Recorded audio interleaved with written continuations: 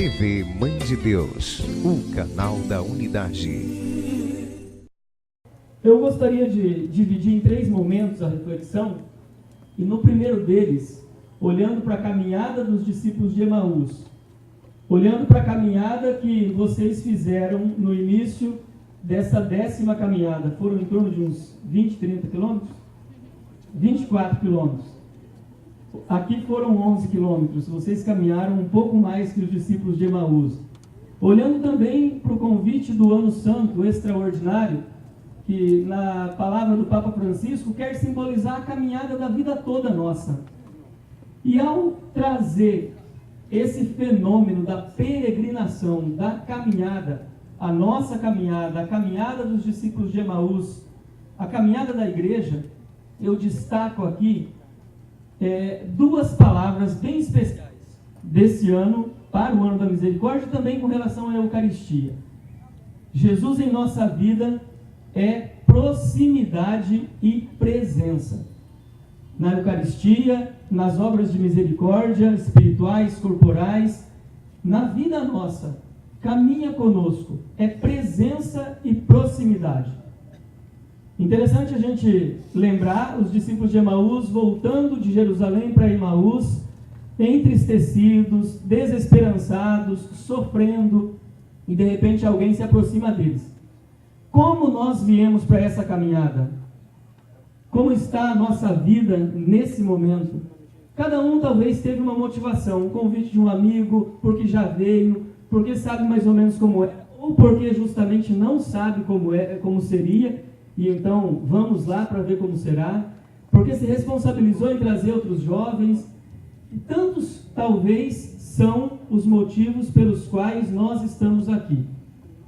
Mas eu até já escutei de alguns, que bom que eu vim para essa caminhada. A caminhada já mexeu com o meu coração, já está transformando a minha vida. E eu, escutando os meus irmãos, ouvindo a palavra, caminhando nesse trajeto, eu já pedi a Deus e já parece que encontrei a graça de olhar para a vida de um modo diferente, de deixar o julgamento, de ver que as outras pessoas participam da vida mais ou menos da mesma forma que eu, angústias parecidas, sonhos parecidos, dificuldades parecidas, e nós estamos juntos. Olha como a caminhada já fez um efeito na vida desses que se expressam assim. Não importa o motivo pelo qual você veio, pelo qual nós viemos e estamos aqui juntos hoje.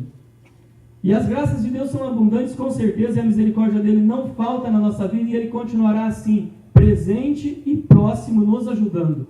E muitas vezes presente e próximo, nos ajudando na presença do nosso irmão jovem, do nosso irmão padre, bispo, líder da comunidade, que caminha conosco.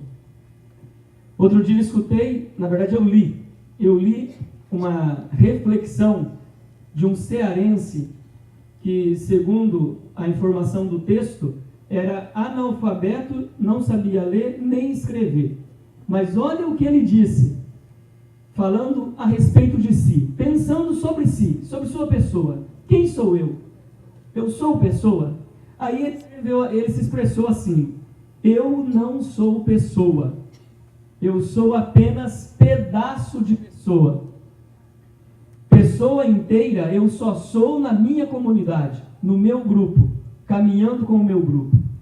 Olha que bonito o jeito como ele se entendia. Sou pedaço de pessoa, pessoa inteira eu só sou no meu grupo. Portanto, sem a presença e a proximidade dos outros jovens, do meu grupo, da minha comunidade, alguma coisa sempre vai ficar faltando no nosso coração.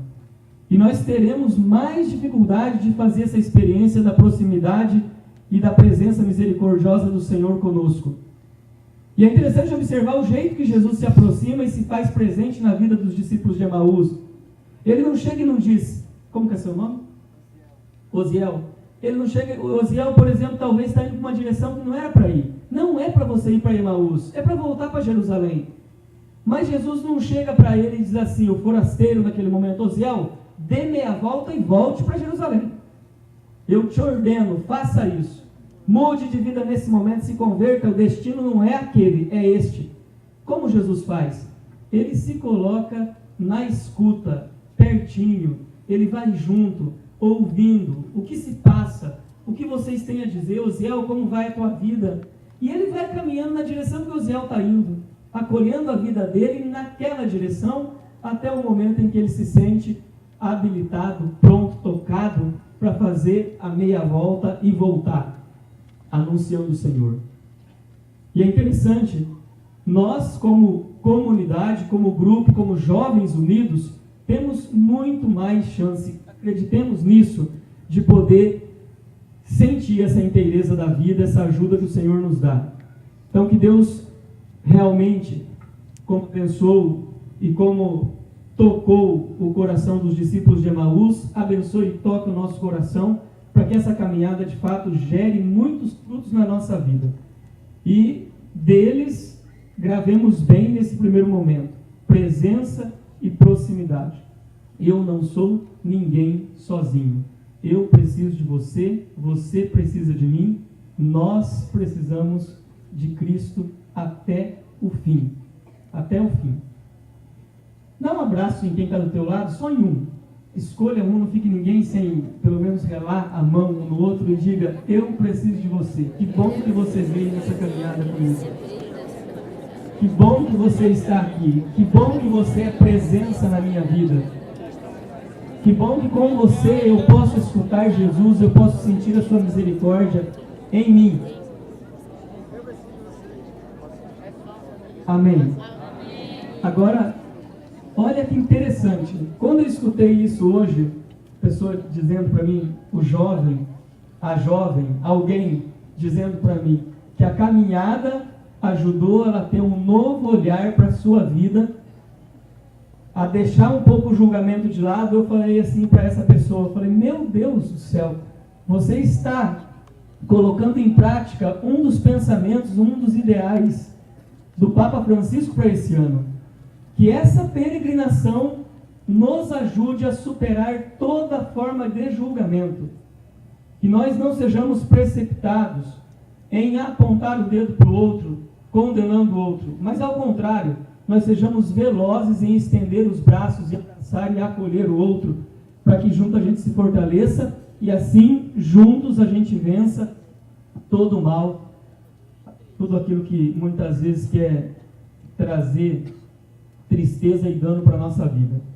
Vencendo o mal, vencendo os vícios, acolhendo as virtudes e encontrando no outro uma possibilidade de assim viver.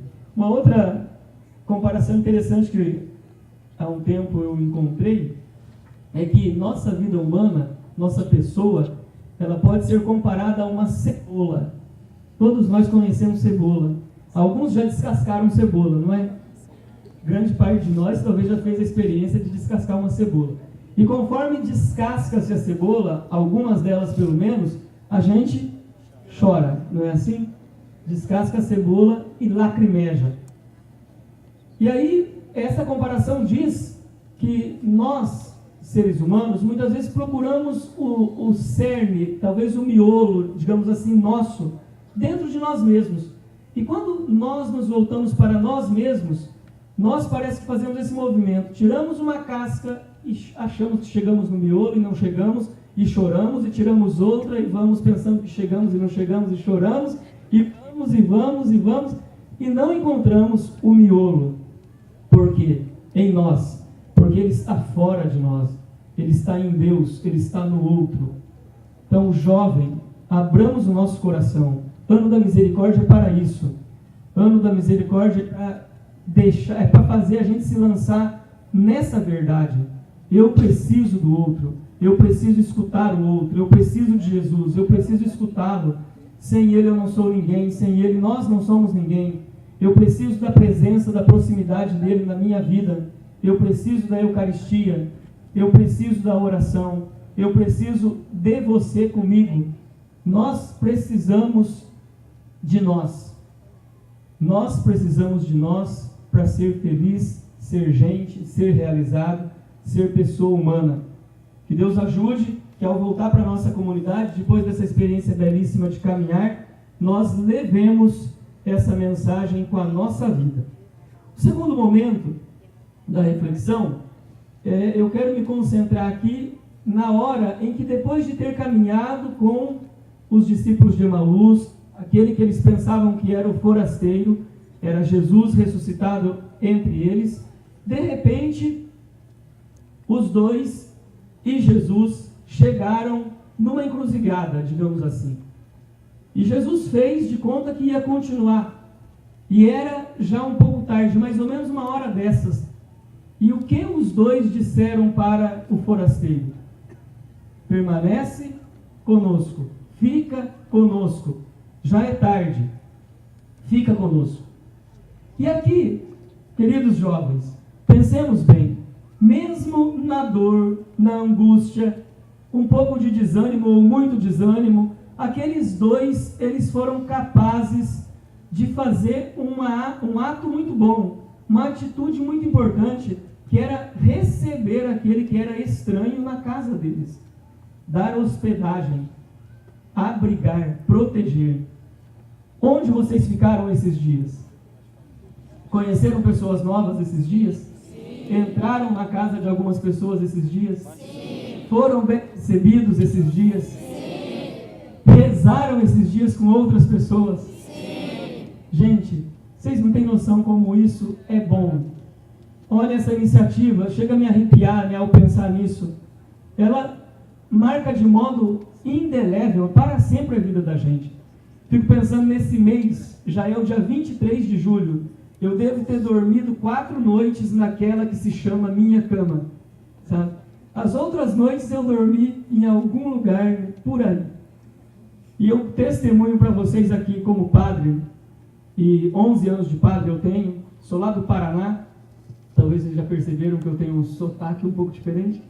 Então, vocês perceberam que eu sou do norte do Paraná? Lá perto de Londrina, se eu falar porta, vocês vão saber muito bem de onde eu sou. A Porta Santa da Misericórdia. Agora, tá dito, sou do Paraná. Mas, olha, eu testemunho para vocês em 11 anos de padre. 2 anos e meio eu morei em São Paulo, numa vida meio missionária também. Agora já há 1 ano eu estou lá na CNBB em Brasília, mas girando por aí afora. O fato de você chegar e ser bem recebido num lugar, você chegar numa rodoviária e ter alguém te esperando, você chegar, não sei, numa hidroviária como aqui, né, e ter alguém ali, seja bem-vindo. Eu cheguei no aeroporto de Belém, na quarta-feira, estava lá cadê? O Everardo, com um papelzinho bem pequenininho, escrito com o meu nome, mas eu logo vi, porque a gente tem uma vontade de ver quem vai nos receber. Então, onde eu vou ficar? Por onde eu vou?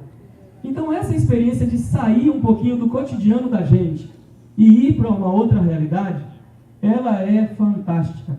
E encontrar alguém no nosso caminho que diga, fique aqui, para um pouquinho aqui comigo, permaneça aqui comigo, venha, vamos conversar um pouco, beba dessa água, tome esse suco, olha esse cafezinho aqui.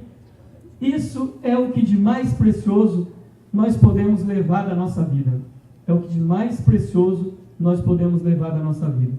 É aquilo que vai fazendo com que nós saiamos de nós mesmos e encontremos no outro a resposta que nós tanto buscamos, o sentido que nós tanto buscamos para a nossa vida. Fica conosco, permanece conosco. Fica aqui um pouquinho comigo, me escuta. Eu quero te escutar também. Eu, ultimamente, tenho falado muito.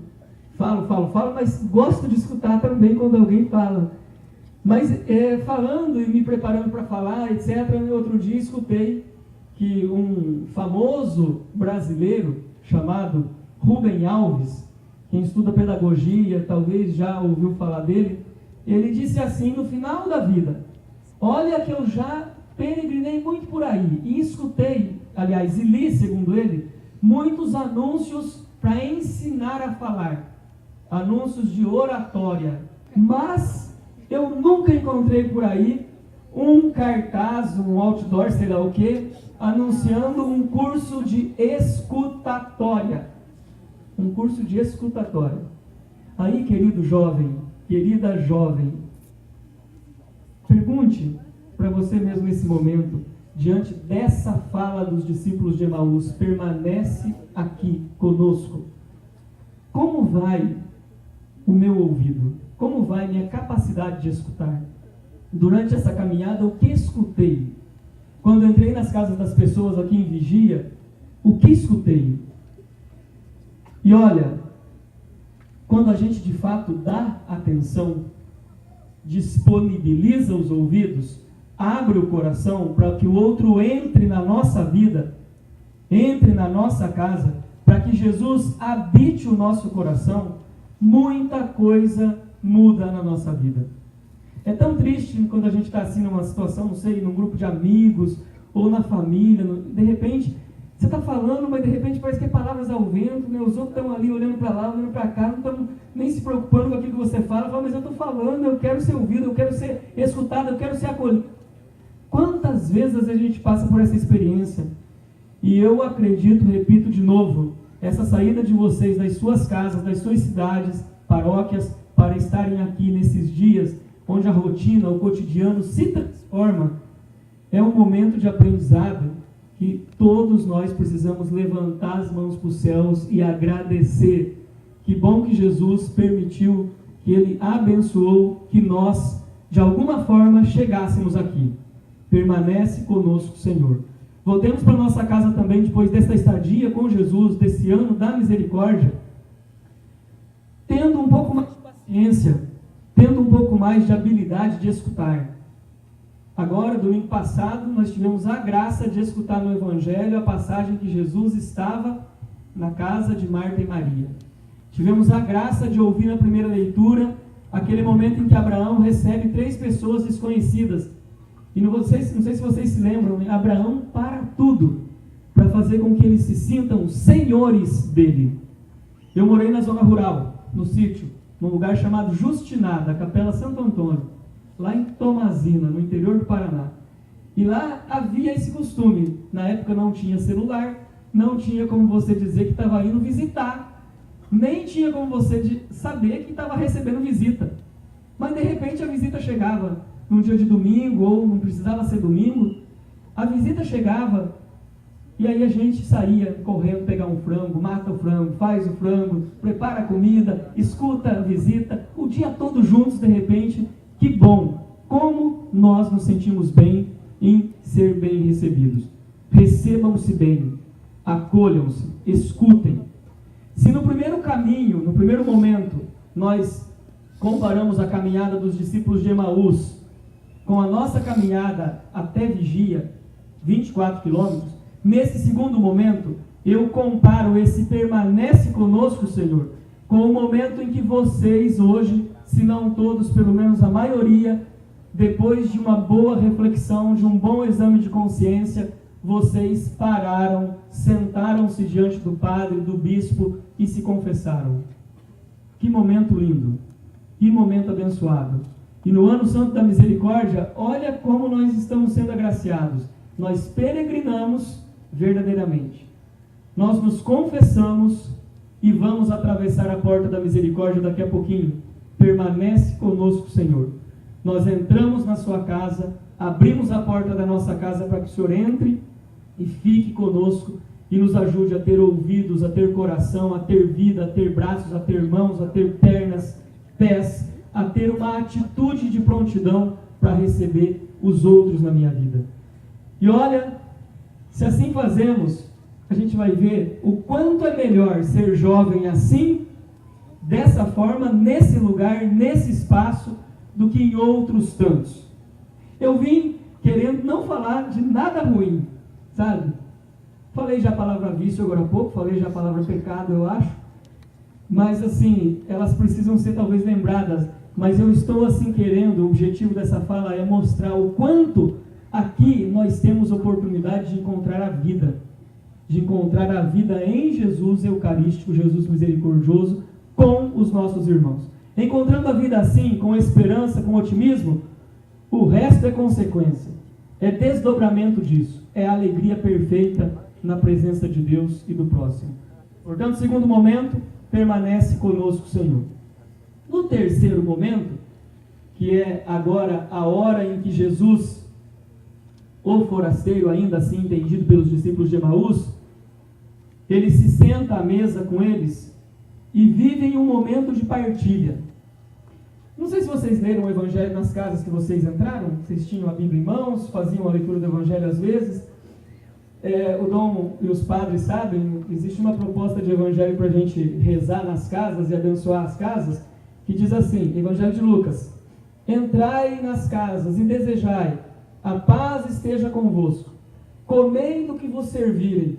Aí continua o Evangelho, daqui a pouco fala de novo, comei do que vos servirem. Continua o Evangelho e fala na terceira vez, se eu não me engano. Eu gosto de proclamar esse Evangelho quando vou dar a bênção na casa. Fala assim, dá a impressão que se a pessoa ainda não preparou um cafezinho, ela vai ficar atenta. Olha a palavra falando, comei do que vos servirem, comei do que vos servirem, comei do que vos servirem. Então, se pelo menos ela não lembrou, ela vai ficar, assim, ó, vou ter que dar alguma coisa para o padre comer. Mas é interessante, porque a paz esteja nesta casa, comei do que vos servirem, o reino de Deus está próximo. Com quem vocês se alimentam? Com quem eu me alimento? Com quem eu partilho do fruto das lutas lá de casa, dos trabalhos, das batalhas lá de casa, digamos, do suor, do rosto lá de casa?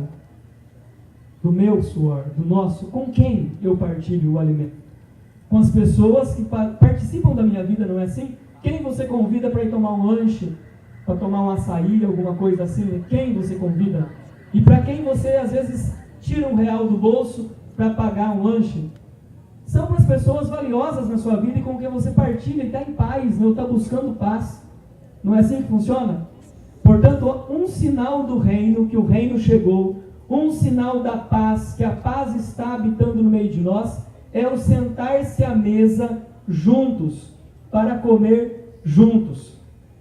Aí, querido jovem, amado jovem, querida jovem, amada jovem, deem um susto no seu pai, na sua mãe, na sua avó, no responsável lá da sua casa, quando você voltar, e pegue o prato e senta na mesa com eles, sabe?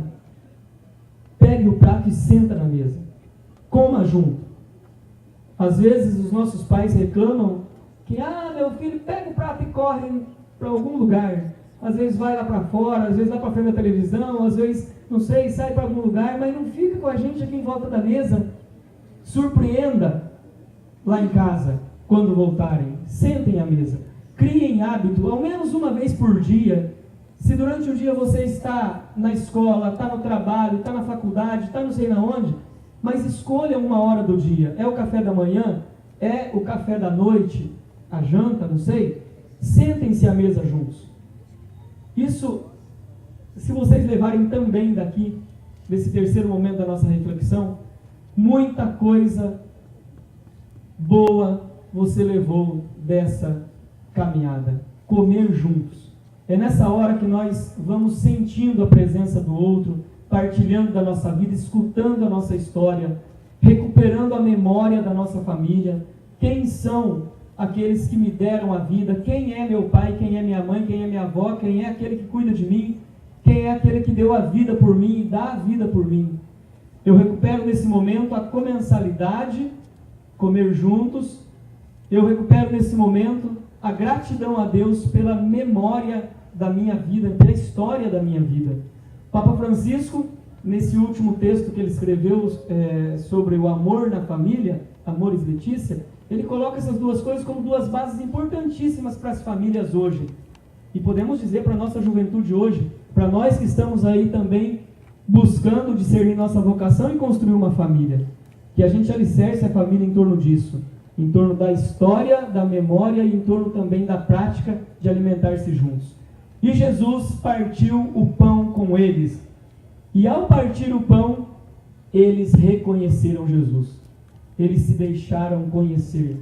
Reconheceram e se deixaram conhecer. É em torno da mesa que eles conseguem novamente recuperar aquilo que Jesus, no capítulo 15 do Evangelho de João, disse: vocês são meus amigos, eu não vos chamo servos, porque eu vos dei a conhecer a mim mesmo. Eu estou convosco, permaneçam comigo. Em torno da mesa que eles redescobrem isso. E aí agora eu vou pedir para vocês, novamente, dar uma cochichadinha, mas espera um pouquinho. Com encontros, como o Dom falou, eu estou na comissão de catequese. Há bem tempo eu venho, né, atuando com os catequistas. E nos encontros com catequistas, uma das primeiras coisas que eu digo é: não saiamos desse encontro sem conhecer ao menos mais 2 pessoas. E aí eu pergunto aqui para vocês que vieram de diferentes lugares. E agora, primeiro, antes de cochichar, eu quero que levantem a mão. Vocês já conheceram ao menos mais 2 pessoas? Quem já conheceu mais 2 pessoas? Que maravilha!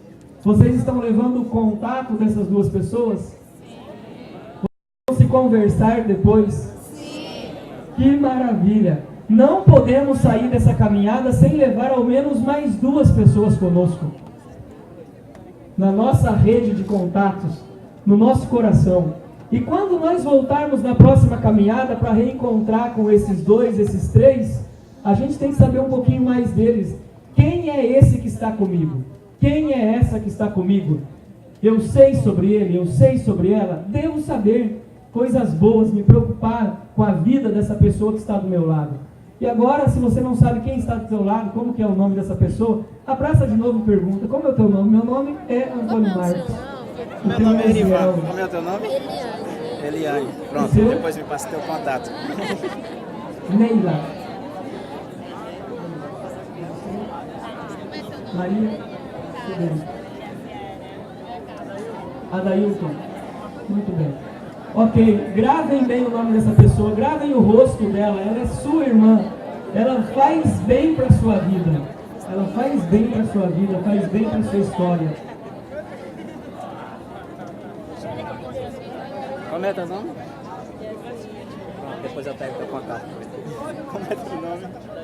Adailton. Queridos jovens, voltemos para cá. Em torno da mesa, os discípulos de Jesus vivem uma experiência especial de misericórdia, uma experiência especial de mútuo conhecimento. Quem é este? Este que a gente pensava ser forasteiro é Jesus, ressuscitado. E nós, seus discípulos, nosso coração ardia. Agora, prestem atenção nessa história que eu vou contar, bem rápida, uma história verídica, para que não aconteça isso com nenhum de nós, e a maioria aqui ainda é jovenzinho, não está casado, não é padre, não é religiosa, mas a história passou-se lá por 2012. E eu estava num encontro falando sobre essa questão, mais ou menos assim, da importância do outro da nossa vida, da gente se conhecer, da gente se amar e assim por diante. Levanta-se um senhor e diz assim: esses dias eu fiz 50 anos de casamento. Eu virei para minha esposa e disse assim para ela. Virei para minha esposa e disse assim para ela: eu te amo. Ela olhou para mim e disse assim: você está ficando louco? Como é que você tem coragem de me dizer um negócio desse? Há 50 anos que você só me faz sofrer, que você nunca perguntou para mim o que me fazia feliz, que você nunca perguntou o que me fazia bem, o que me fazia sofrer, e agora tem a coragem de me dizer que me ama. Ele contando. Aí, com muita humildade, esse senhor dizia assim: eu não sei o que fiz nesses 50 anos, que não deixei minha esposa perceber que eu a amava, que não deixei ela me conhecer, mas eu me proponho, faço aqui um voto diante de vocês, que daqui para frente, na vida que Deus me der agora, até o fim, eu quero dar um jeitinho de fazer com que ela perceba que eu a amo. Bonito, né? Triste e bonito ao mesmo tempo. Triste e bonito. Mas aí...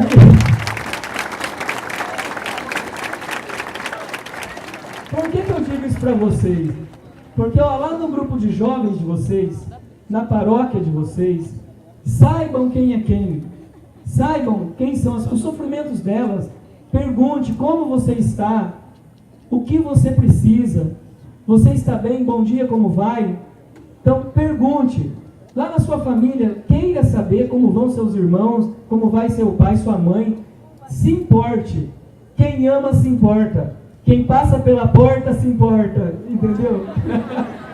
Quem passa pela porta da misericórdia com muito sacrifício, com muita renúncia, quem encontra o rosto misericordioso de Jesus, quem faz a experiência da adoração eucarística, quem se alimenta de Jesus, presença e proximidade, se importa com os outros, quer conhecer os outros.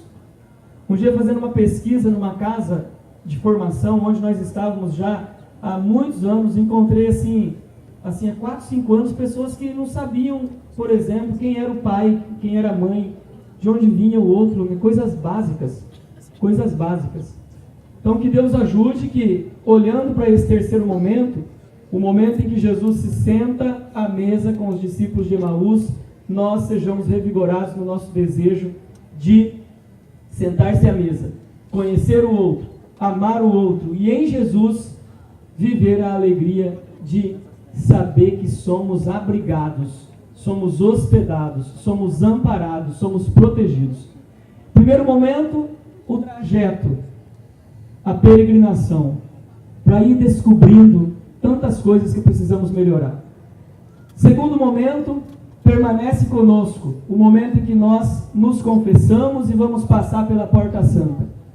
Terceiro momento, o momento em que Jesus se senta à mesa com os discípulos, e nós vamos vivê-lo amanhã, quando vamos nos reunir para a celebração eucarística, e vamos celebrar a Eucaristia, sentar-se à mesa com Jesus, nos alimentar do pão da vida, Jesus misericórdia, e vamos nos encher de graça para poder voltar ainda com mais alegria, anunciando Jesus vivo, presente, ressuscitado no meio de nós, nossa salvação, nossa alegria. Eu quero encerrar, já meu tempo se esgota, contando uma passagem que semana passada eu preguei retiro para os freios capuchinhos na província central, Brasil Central, em Goiânia. Lá também o sotaque é parecido com o meu, assim, vocês forem para Goiânia um dia, vocês vão ver que lá tem um pouco disso. E com os capuchinhos, nós tivemos um momento de muita... Eu fiquei assim... Fazia tempo que eu não sentia tão fortemente, assim, uma presença, sabe aquela que arrebata mesmo, que você sente um êxtase, que você começa assim a chorar, que você não sabe dar conta de como que...